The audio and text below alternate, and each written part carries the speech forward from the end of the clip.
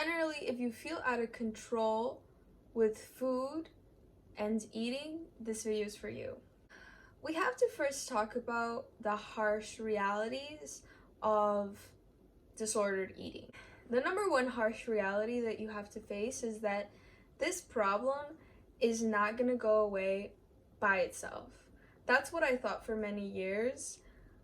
I waited 10 years before I ever recovered because I just assumed that with age, I would come out of this phase of my life and somehow magically my relationship to food would go from 0 to 100. That's just what I thought. The second harsh reality that you have to face is that this problem has actually nothing to do with food.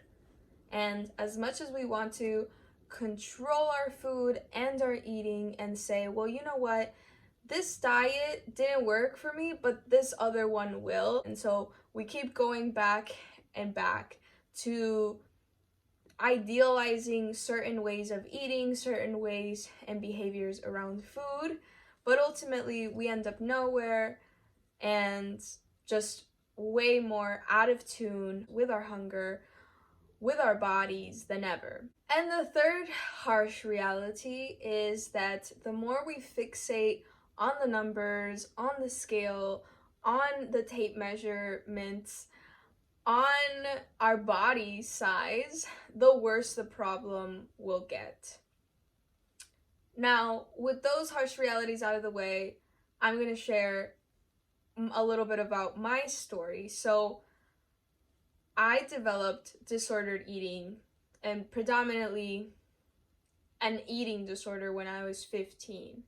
I mainly struggled with bulimia, and for 10 years, I would be able to sweep it under the rug for a couple of years, and then all of a sudden I had these episodes that just took over me, and I was so ashamed that I didn't tell anybody about it and just secretly hoped that it would never happen again, yet it kept happening over and over and over again, and I would soon realize that I had a problem.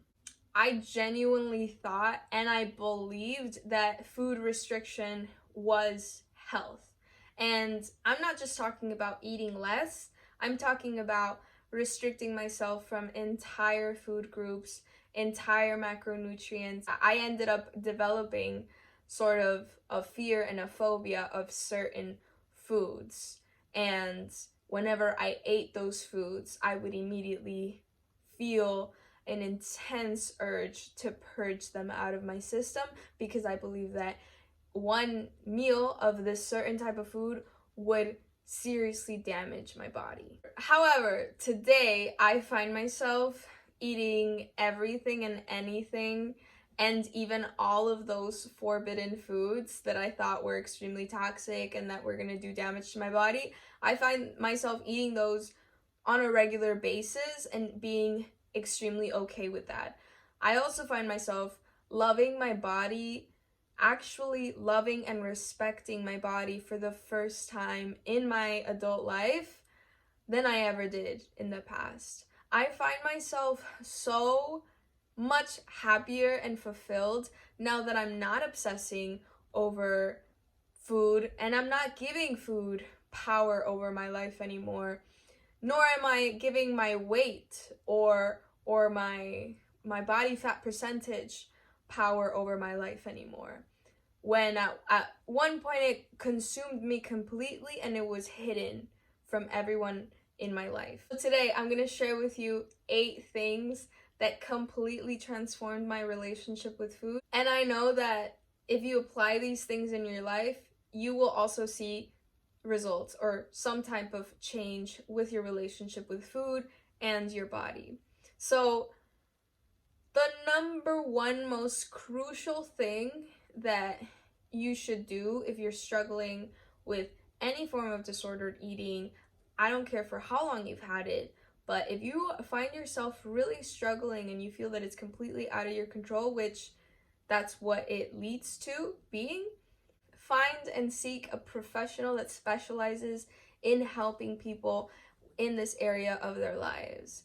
Personally, when I started taking this issue really seriously, I sought the help of just a regular therapist. And while that was helpful for dealing with a lot of my emotional issues, she wasn't able to help me with this specific issue. It wasn't until I actually found somebody who specialized in helping women overcome the urges and the patterns that overtake us that I was actually able to really heal and find the solutions and the answers to this problem that I had had for so long. So in the description, I will link my coach's website so that you can contact her if you want to, because she seriously changed my life and I'm so grateful for her. Number 2 is study and actually practice intuitive eating. So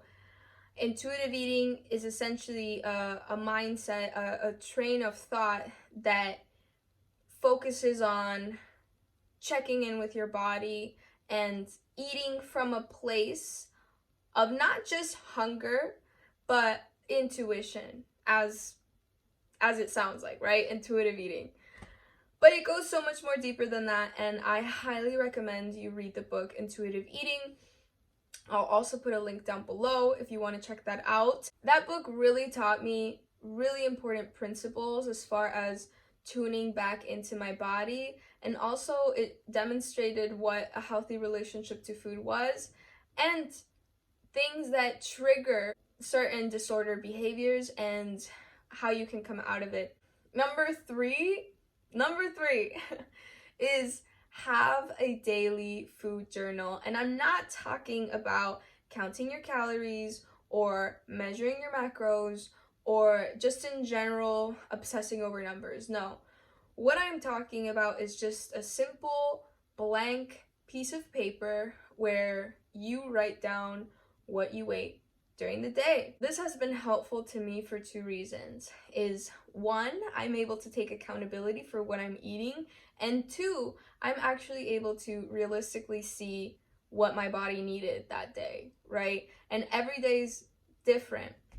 The reason I like having a food journal is because with this intuitive eating journey, sometimes you won't be able to trust yourself at first or even later, and it's always good to have a reassurance of like, you know what? I can analyze my diet and it doesn't have to be obsessive and it doesn't have to disappoint me in any way. Now I find myself eating all foods no problem because I have this food journal and the other steps I mentioned mainly that allow me to be accountable for what I'm eating and actually enjoy what I'm eating and say, look back and say, oh, that wasn't actually that bad, you know? Number 4 is, this one hits home. This one is hard to admit because when we're struggling with this, depending on what specific scale you're struggling with, but I know that I struggled with this one, and this is stop objectifying yourself and your body. Very early on as women, we start getting the message that our beauty and our bodies are the most important things that we bring to the table. And so we start to objectify ourselves and we start to see ourselves as merchandise and we start to see ourselves as worthless if we don't fit into that, because if we're not beautiful and thin, what are we? We're gross and ugly, or we're fat and we're ugly, right? That's what the opposite of not fitting into that mold. If we prioritize our body and our appearance more than our other qualities, that is objectification of ourselves, and it will leave us feeling miserable, and it will always make us feel like we're never enough. And hence why disordered eating happens, because we feel that if we were only to lose 10 pounds, or if we were only to change something physically about our face or our body, that all of a sudden our issues would go away, our self-esteem issues would go away, our self-worth, our self-respect would come back magically, and that's just not what happens. Number 5 is Oh, this one was really hard for me to accept as well, but accept your genetic code. And what I mean by this is take a look at your body today, right? That's what you're in. This is your beautiful sacred vessel. Okay. We see all these magazines, we see all these Instagram posts, we see everywhere. Women are portrayed half naked most of the time and in extremely thin bodies.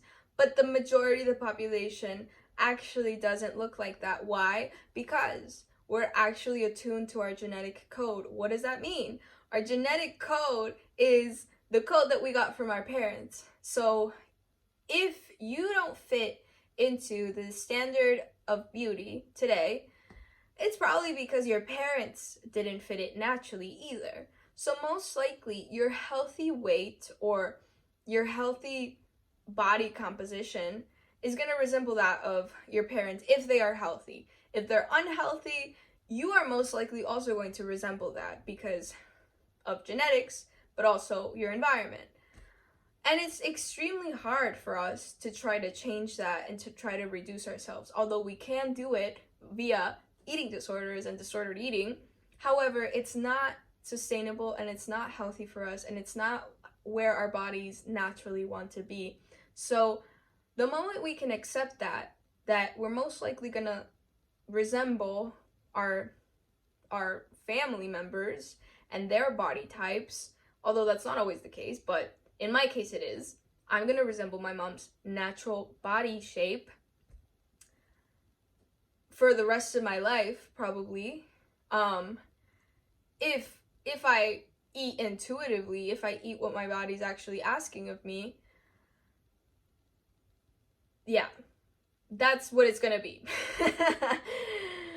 I am never going to be stick thin genetically, naturally, because without effort, because that's just not what my genetic code is. And some people's genetic code is good for them. They naturally fit into that standard of beauty. They have that box checked for them because of genetics.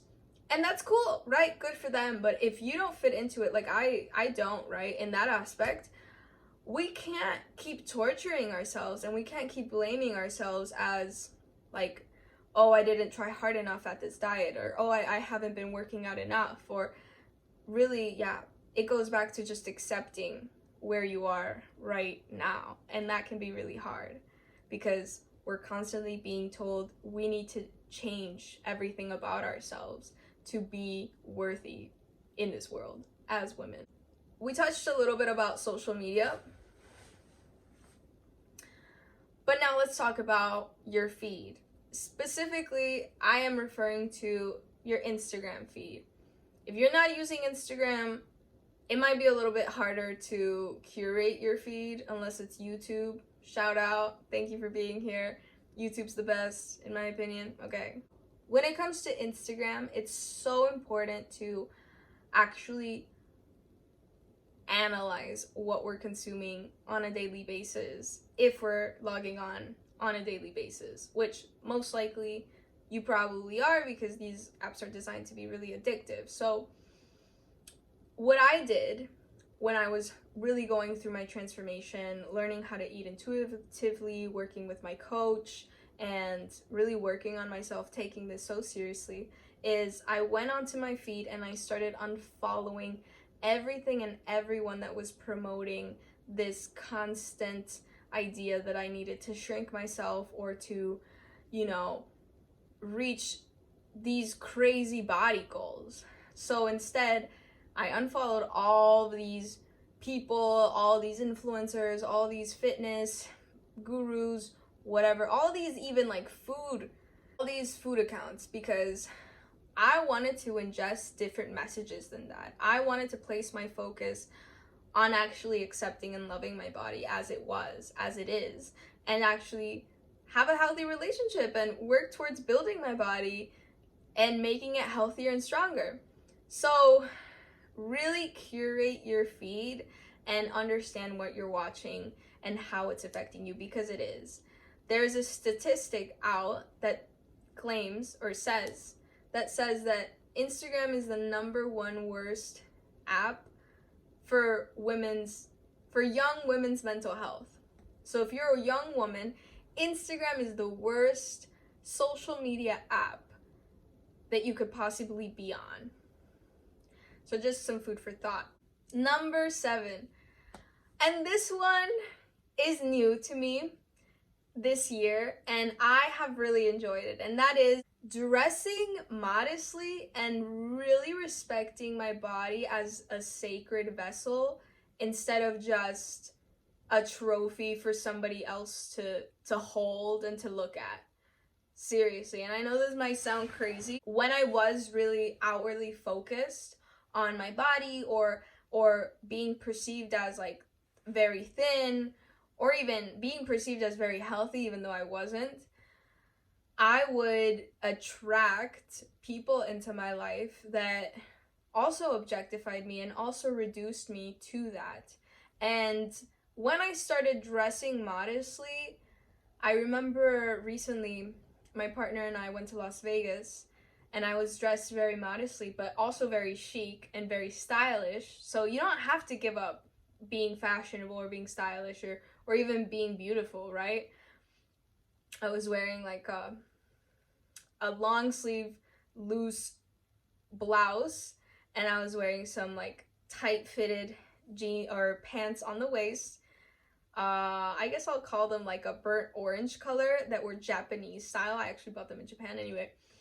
And I curled my hair and I did my makeup, and we went out, and I just remember seeing all these beautiful girls out in the casinos, but they were all half naked, and I could just tell that they were so vulnerable. And also all the people that were looking at them weren't looking at them, they were looking at their bodies, and it just felt really interesting. And actually, funny story about that evening is I actually met a huge YouTuber that night, and I remember her telling me like, wow, like you look so beautiful, like you don't look like my type of audience. And I'm not gonna say who it was, because I respect them and I don't want to, like, oh, I met this so and so. Like, I'm not that type of person. But it was very, very amazing to have this huge YouTuber, she has over 5 million subscribers, compliment me and tell me how beautiful I looked, but I wasn't showing any skin, It was amazing. And I felt so comfortable and so empowered to be like, look, my body is mine. So this leads us to our last point here. #8 is free yourself from the male gaze and really work on your inner beauty and also on your health. And your life will shine from the inside out once you really take that step to respect yourself, like really respect your body, and to stop torturing your body and your mind. You will glow, and you will attract more females into your life, more support, and you will attract an actual man that wants to be by your side and that wants to build a life with you, truly, and that actually wants to commit with you. And I'm not kidding. Like, this is very, very real. Once you really let go of the male gaze and okay, so just for example, what am I talking about the male gaze? The other day I came across a video about a young, beautiful woman. She's beautiful before, but is beautiful today as well. But she was talking about all the plastic surgery that she's gotten done on her face and on her body. And what I found the most interesting about that video is that she would recount the stories of finding these doctors, walking into their offices, not knowing what she wanted done, not having any idea, right? But walking into the surgeon's office and saying, do whatever you think would look best. So essentially giving him all the power about what surgical procedures she was gonna get done.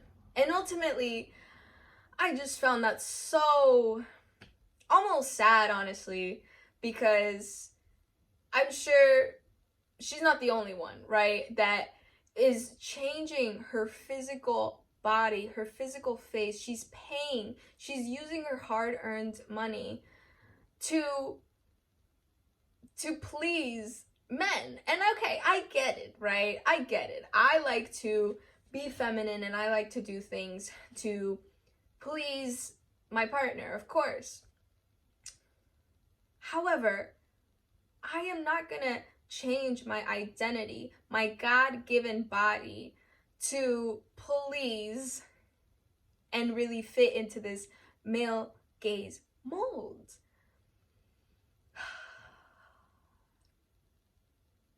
Anyway, that is my video for today. I hope you enjoy it, or I hope you were able to enjoy it and get some benefit out of it.